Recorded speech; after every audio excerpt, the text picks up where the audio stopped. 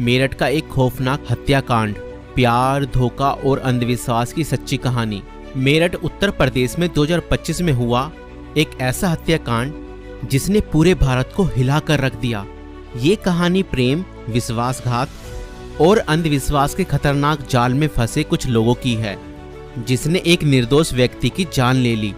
इस केस में प्रेमिका ने अपने प्रेमी के साथ मिलकर अपने पति को मौत के घाट उतार दिया और उसके शव को 15 टुकड़ों में काटकर एक ड्रम में भर दिया और उसके अंदर सीमेंट डाल दिया।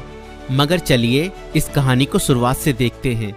2016 में मेरठ निवासी सौरभ राजपूत की मुलाकात मुस्कान रस्तोगी से हुई। दोनों के बीच प्रेम हुआ और कुछ सालों बाद उन्होंने शादी कर ली। लेकिन यह शादी सौरभ के परिवार को पसंद नहीं आई, क्योंकि मुस्कान एक अलग जाति से थी। इसके बावजूद दोनों ने अपने रिश्ते को मजबूत बनाए रखा।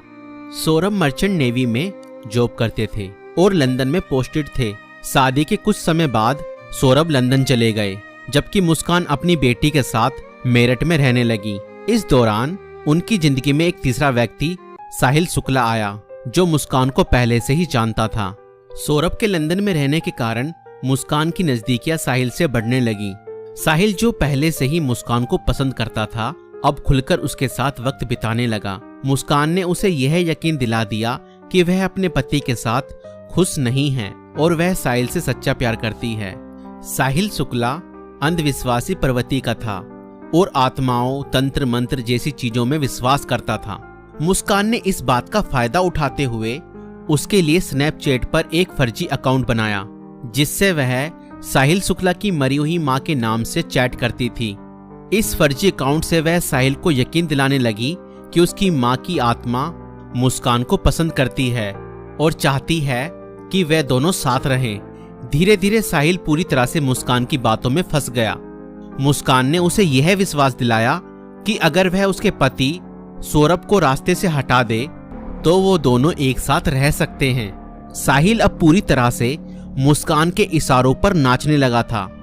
मुस्कान और साहिल ने मिलकर सौरभ को मारने की साजिश रची।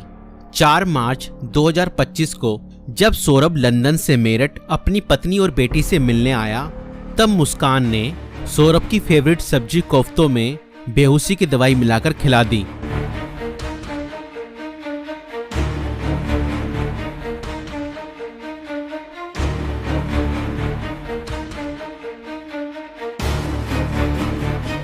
और जब सौरभ बेहोशी की हालत में बिस्तर पर पड़ा था, तब मुस्कान ने अपने दोस्त साहिल को बुला लिया और रसोई में जाकर वो बड़ा और धारदार चाकू ले आई, जो मुस्कान और साहिल ने पहले से ही प्लानिंग करके खरीदे हुए थे।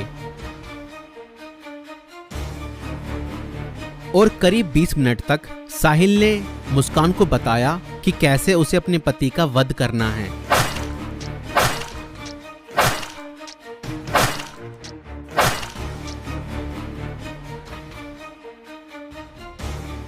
और फिर उसके बाद मुस्कान और साहिल ने सोते हुए सौरभ पर हमला किया और उसके हृदय पर 3 बार वार किए।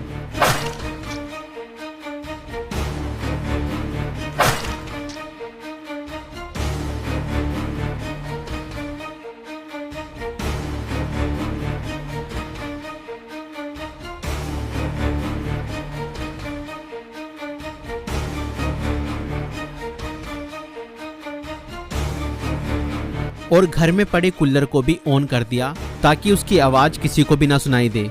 जब उन्होंने सौरभ को खत्म कर दिया, उसके बाद वह उसकी बॉडी को बाथरूम में ले गए।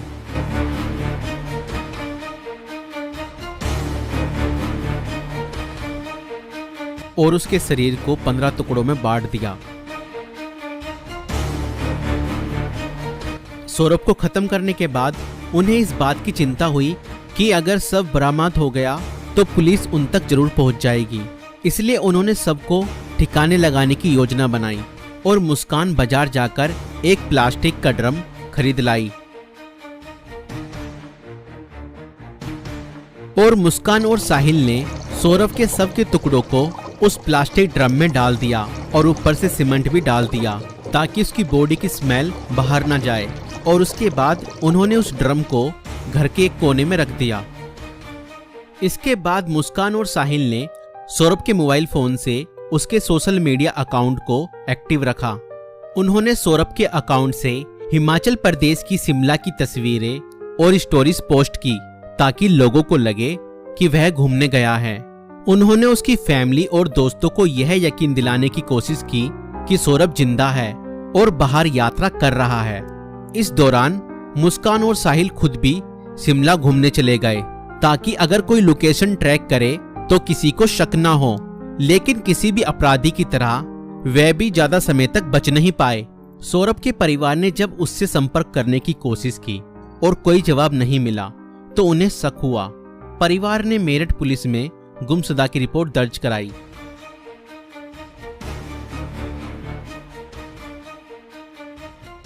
और इसी बीच मुस्कान ने अपने माता पिता को बताया कि शायद सौरभ का मर्डर हुआ है और उसके घर वालों ने ही उसका मर्डर किया है। मगर मुस्कान के पिता ने कहा, नहीं बेटा, किसी के भी घर वाले कितना ही नाराज हो जाएं तो भी ऐसा कदम अपने बेटे के लिए नहीं उठा सकते। बेटा मुझे सच सच बताओ, सौरभ कहाँ है? मुझे सच्चाई बताओ, मैं किसी से कुछ नहीं कहूँगा। और तब मुस्कान ने अपने पिता को बताया कि उसने और साहिल ने मिलकर सौरभ को खत्म कर दिया है। और इतना सुनते ही मुस्कान के पिता ने पुलिस को सारी खबर बता दी।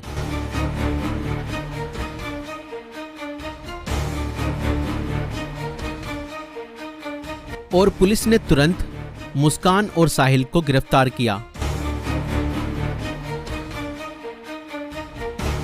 और उस प्लास्टिक ड्रम को भी बरामद किया जिसमें सौरभ के शव के टुकड़े थे।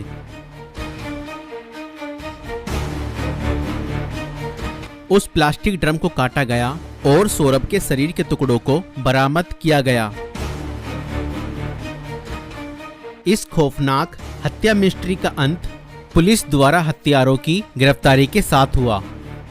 पुलिस ने मुस्कान और साहिल को गिरफ्तार कर लिया। दोनों पर हत्या, साजिश और शव को छुपाने के गंभीर आरोप लगाए गए। दोस्तों, ये घटना हमें यह सिखाती है कि अंधविश्वास का अंजाम बहुत बुरा और भयानक होता है। साहिल ने अपनी मां की आत्मा के नाम पर बनाए गए एक फर्जी अकाउंट पर भरोसा किया और हत्या जैसा अपराध कर दिया। और गलत संबंध और रिश्तों का अंजाम बहुत बुरा ही होता है। मुस्कान ने अपने फायदे के लिए साहिल को मानसिक रूप से कंट्रोल किया और हत्या तक करवा दी। और कानून से कोई नहीं बच सकता, चाहे अपराध कितना भी चालाकी से किया जाए। पुलिस की जांच और सबूतों के आधार पर अपराधी पकड़े ही जाते हैं। इसलिए रिश्ते सोच समझकर बनाएं और जीवन साथी चुनने से पहले सामने वाला मानसिक रूप से कैसा व्यक्ति है यह जानने की कोशिश करें।